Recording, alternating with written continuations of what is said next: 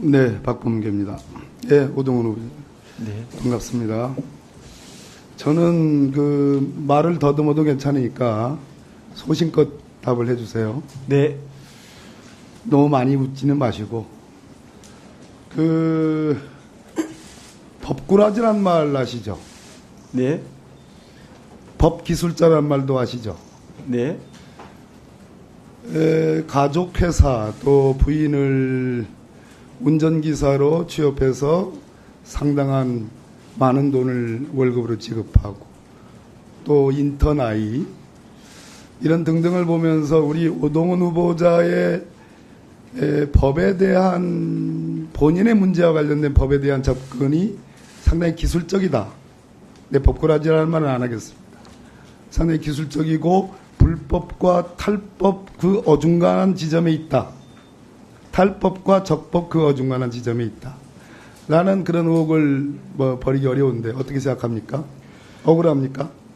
지금 가족 관련해서 그다음에 부동산 관련해서 지금 적절하게 처신하지 못한 점에 대해서 송구하게 생각합니다. 나름대로 좀 사정들이 있고 그런 부분에 대해서 차차 말씀드리고 그다음에 위원님께서 말씀하신 그 얘기는 예. 아마 더 물을 겁니다. 많은 자료를 가지고 윤석열 대통령이 이종섭 전 국방부 장관하고 통화를 했다라고 했습니다.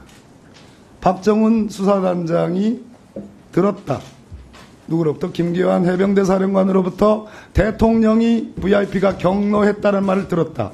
들었다 그러면 전문 증거죠. 판사 오래 하셨으니까. 네, 맞습니다. 전문 증거죠.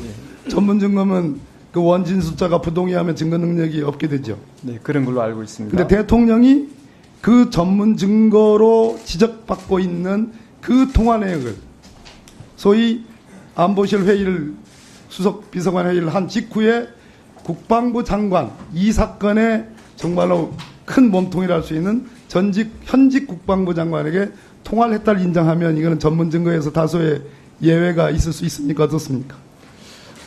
제가 지금 구체적인 그렇게 사건에 대해서 얘기할 위원님께서 물으시는데요. 저도 법무부 장관 한 사람입니다. 법무부 네. 장관 하게 되면 인사청문 기간 중에 와서 정말 미주알 고주알 다 보고합니다. 처장은 후보자께서는 보고를 받지 않으셨다고 그랬죠. 네. 일부러 보고를 안 받으셨겠죠. 워낙 엄중한 사건이고 대통령이 연루될 수 있는 사건이고 대통령을 소환 조사해야 될 수도 모르는 사건이기 때문에 부임하게 되면. 우리 박용진 의원이 물었습니다. 대통령의 의혹이 점점 집중되고 있는데 정말로 소환 조사할 생각이 있습니까? 물론 소추권은 없습니다만. 저는 지금 구체적 사건에 대해서는 답할 수 없지만 그 수사 의지와 관련해서는 법과 원칙에 따라 공수처장이 된다면은 제가 한치의 묻는 흐트림 없이 그 업무 법과 수행하겠습니다. 원칙의 내용을 묻는 겁니다. 구체적인 방법을 묻는 겁니다. 위원님께서 거기 말씀하셨듯이 법과 원칙이라는 말이 너무 자주 또 사용되어서 좀 행해화되는 면이 있지만 제가 말하는 법과 원칙은 정말 알맹이가 있고 위원님께서 그 염려하시는 그런 부분들이 없는 정말 내실 있는 법과 원칙입니다. 그 문장에 지금 정말을 2번 사용하셨어요. 알맹이가 있는 법과 원칙에 대해서 묻습니다. 박정훈 대령이 팀장으로 있는 해병대 수사단, 소위 군 경찰이죠.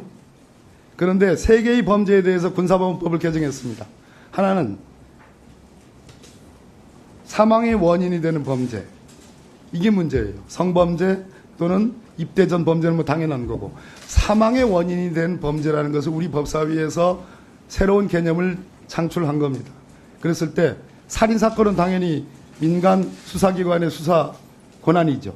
해석상. 그죠? 잘 들어보세요.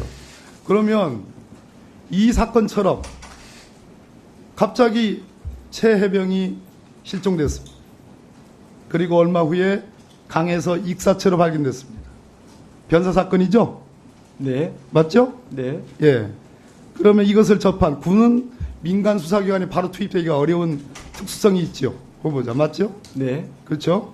그러면 군 해병대 소관이니까 해병대 수사단이 수사에 개입하는 건 당연하죠. 네. 일단 변사 사건이니까 수사에 관여할 수 있습니다. 맞습니까?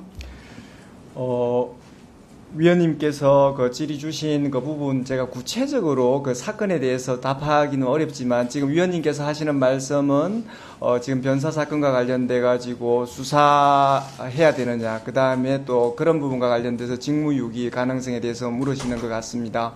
제가 그 부분에 대해서 어떤 수사권, 그 다음에 직무유기의 법리 그 부분에 대해서 연구해서 내용이 한치의 없어요. 어긋남 없이 알맹이가 없어요. 알맹이가. 본인 스스로 알맹이 있게 얘기했다고 해놓고 알맹이가 없습니다. 그런데 변사 사건 수사도 시작됐습니다. 정당한 권한을 갖고 있어요. 그러나 대통령실에서 지금 뭐라고 그러느냐? 아니, 이것은 사망의 원인이 되는 범죄이기 때문에 민간 수사기관, 즉 경찰이 수사권이 있고 해병수사단은 수사권이 없다. 수사권이 없는데 대통령실이 무슨 수사 외압을 하느냐, 무슨 축소 은폐를 하느냐라고 정말로 법리에 맞지 않은 얘기를 해요. 그래서 내가 이것을 묻는 겁니다. 변사사건 수사 권한이 있습니다. 실제로 해병대 수사단은 변사사건 수사 이첩으로 사건을 그렇게 명칭을 했어요. 아시겠습니까? 그 수사 권한이 있는데 수사 권한이 없는 데에 어떻게 외압을 가할 수 있느냐라는 정말로 법꾸라지와 같은, 법기술자와 같은 해석을 지금 하고 있는 겁니다. 여기에 대해서 어떻게 생각해요? 위원님이 이렇게 묻죠.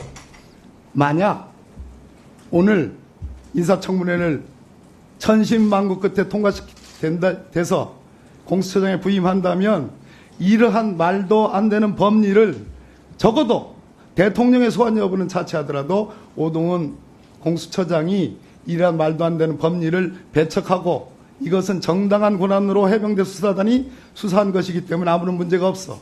그 뒤에 수사기록 이첩을 누출하든지 가져간 경찰 수사기록을 다시 회수하라든지 이런 모든 것은 다 직권남용에 해당한다라는 법리적 판단은 우리 오 후보자가 정확히 해줄 것을 말씀드립니다. 그렇게 할 용의가 있습니까? 위원님께서 지적하신 부분, 그 군사법원법이 2021년도에 개정된 것 같은데 그 부분에 대해서 그 수사권 여부에 대해서 법리적으로 한치의 허트림 없이 제가 연구해서 직권남용 성립 여부에 대해서 엄정하게 법리를 적용하겠습니다. 네, 박형수 의원.